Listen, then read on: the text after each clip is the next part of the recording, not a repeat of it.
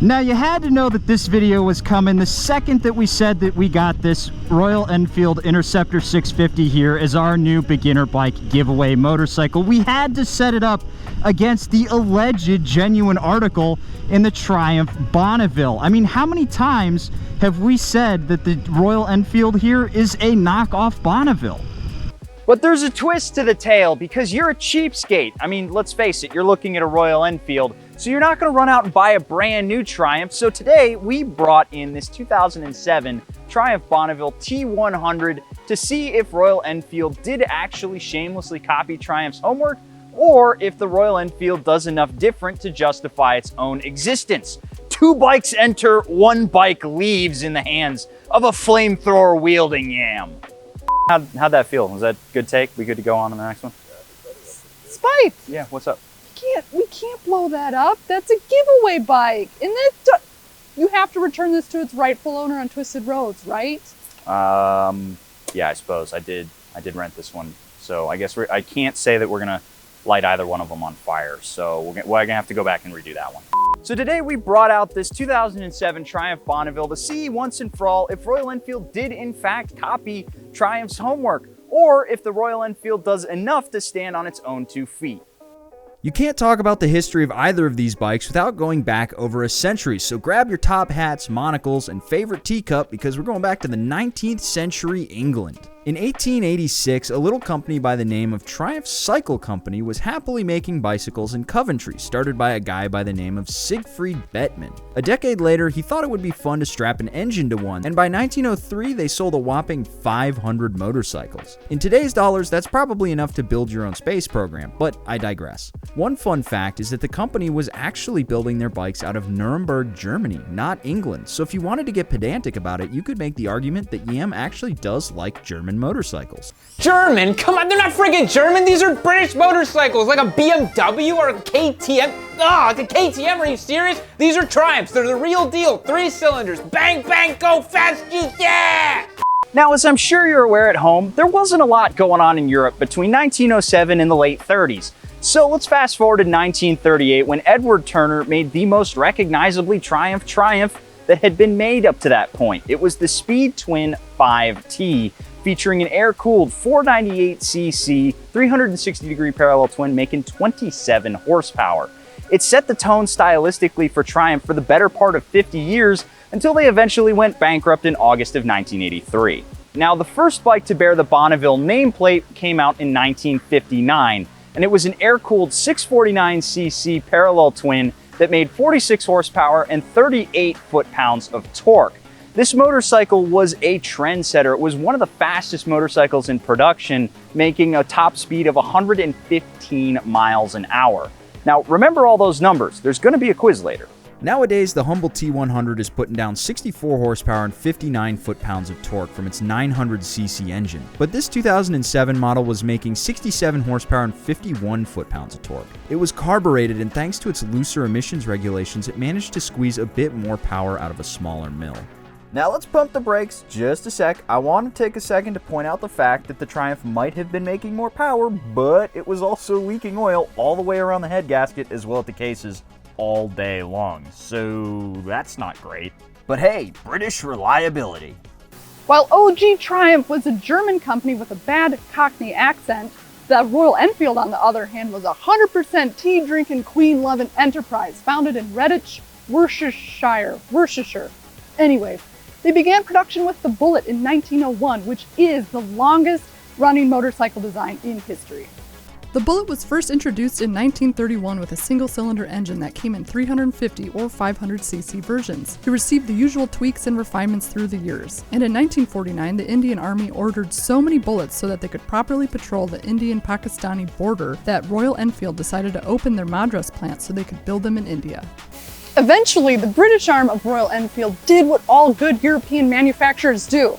It went bankrupt, but not before they released the Interceptor in 1960, which is a 692cc air-cooled parallel twin with oddly familiar styling. Then in 2018, Royal Enfield, now a completely Indian-owned company, released the new versions of the Interceptor with a 648cc parallel twin, making 47 horsepower and 38 foot-pounds of torque. Man, those numbers seem kinda familiar. See, Spite, I told you, they're the same bike. But are they really though? I mean, this motorcycle is carbureted, that one's fuel injected, it is brand spanking new. There are some big differences here. Look, they're both air oil cooled, they're both parallel twins, they both have a dual exit exhaust, they both got this brat style seat, they've got a nice, you know, teardrop retro shaped tank, they both have 2 wheels, 1 handlebar, come on. But it's not just about looks on these motorcycles, right? I mean, this has the single dash up here versus that's dual analog tack. This thing is a little bit more old school, the suspension is softer, it doesn't feel as sharp, crazy as the Royal Enfield might sound. It is a sharper motorcycle because it is more modern. Look, Spite, we're not out here to sit and talk power figures. It's retro day. It's about feel. All right, I will give it to you. It is a lot about how the feel of these motorcycles are. It's about the character when we're talking about retro bikes like this. So let's take them out on the road for a short vlog and see exactly how they feel back to back. Let's do it. So Whitney, how you feeling over there on that 07 Triumph Bonneville right there? Spite, you know what? I'm having flashbacks to my 1975 GS 550 with this thing. It's got a lot of old school character. Yeah, I was really surprised when I picked that thing up yesterday. Remember, guys, if you want to get a bike like that, click that link down below, go to Twisted Road, get yourself a rental. But I was impressed when I picked that thing up how old school it felt for a bike in 2007. You know, it's carbureted, sure, but it's beyond the carburetors. It's got this old charm to it that you just wouldn't expect from a bike that came out in the last 20 years. Yeah, I can feel every teeny little bump and tar snake in the road. The front end is like wobbly and weird and similar to that of a boat. But I like that, you know, that's why I always love vintage bikes. Yeah, I wouldn't say it feels wrong. It just feels so wrong that it's right. You know, it feels like it's supposed to. A little vague, a little wobbly. By comparison, though, this Royal Enfield here is surprisingly nice. It's really nice. It's smooth. It holds a line really well, and aside from hopping on the front brake, it's hard to find a fault with this thing, to be perfectly honest. Yeah, I'm excited to ride that one. I am the resident Royal Enfield simp for sure. Well, why don't we pull over here and get you on this bike, and I kind of want to get back on the Triumph just to feel what going back almost like 20 years, but even more so on that motorcycle feels like.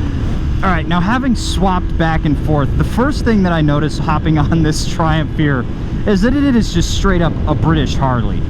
Everything about this feels like a Harley in the truest sense of the word, and I'm not being pejorative. It's that sort of lumpy feel. It's got a bit of vibration. It's got some, you know, looseness to the way everything is. It's got that potato vibe. Yeah, it rides just like an old Sportster, which I love. Oh my god, I love this feel.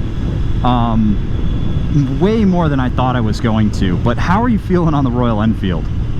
Dude, I love this bike. This bike is great. How much are they? That bike right there is $69.99. Oh, dude, hell yeah. And it's so sexy with the blood red and the chrome.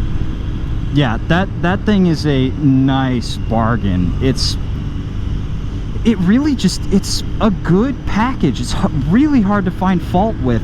And this thing is flawed. This Triumph is flawed, but in all the great ways that you want from like a retro style motorcycle. You know, it's got a little bit of the used character to it. It's got a lot of character. It's got that nice big beefy vintage feel. I always enjoyed the kind of heaviness of that. I'm not getting that so much on the Royal Enfield. It's definitely a way smoother ride. I felt a little bit more comfortable on the Triumph. I'm not sure why. The ergo setup is a little bit different. But this thing is great. Well, let's take both of these bikes back in the shop after our initial impressions, and let's see if we can answer the question, the key question here that we're trying to sort out today. And that is the Royal Enfield really the Triumph Bonneville you have at home, or should you really just go out and get a used Bonnie as your starter if you want something with a little bit of that classic flair. So some final thoughts on these motorcycles. First, I wanted to tell you the prices on these bikes before we go too far. A brand new Bonneville T100, $10,800. Base price for the Royal Enfield is $5,999. In that chrome colorway, it's $6,699. So versus a brand new Triumph Bonneville that's got the Brembo brakes, the fancy dashboard, the fuel injection, all of that cool stuff. Do you feel like the Royal Enfield is half the bike of one of those because it's half the price? No. No. No. It's a full bike. It's a full bike. It's a full freaking bike. It's a full freaking bike with a sexy chrome tank and all the juicy benefits of modernity. Yeah. I mean, it is hard to go wrong with this motorcycle here. But today we are comparing it against the used Bonneville, something that your average beginner might run out and grab as their first bike. You could probably find one of these for $5 or $6 grand all day long. When it comes to this, you're talking brand spanking new motorcycle, fuel injected, ABS, all the cool stuff, versus a bike that's still carbureted. And it's basically got nothing to help you out. Do you feel like the Royal Enfield makes a better case than the Triumph Bonneville here? Yes, I do. I mean, it's like, cause you're buying a fresh motor. Yeah. You know, I'd have to really get an awesome deal on a Triumph, or buy it from a friend or something. Kind of inherit it versus like, oh, that's the bike I'm going out for. Yeah, honestly, I adore this motorcycle. The more I've ridden it around today, the more I've grown to love how it feels. It feels just like a British Harley. But the problem is, when you buy a used motorcycle, especially one that's carbureted, you inherit all of the problems and all of the mistakes that the previous owner made. And that can be a little bit of a deal breaker. And if you want that classic, old school, air-cooled vibe, the Royal Enfield gives it to you for $6,699 with that kick-ass chrome colorway.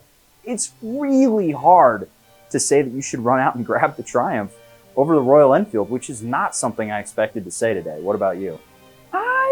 I didn't know. I came into this totally, I was like, I have no idea. I do know I really like what Royal Enfield's doing, and that is the first Triumph I've ever ridden.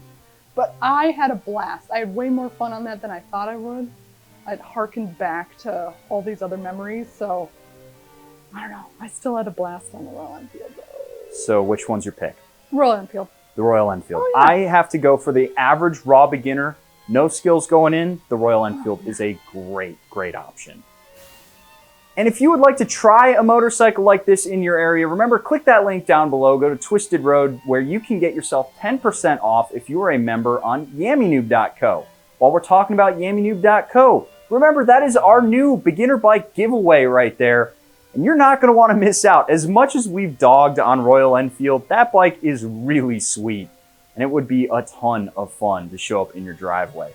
Get yourself entered by clicking the link down below, and hopefully you've enjoyed this look. A bit of a surprise hit here with the Royal Enfield. We'll catch you guys in the next one.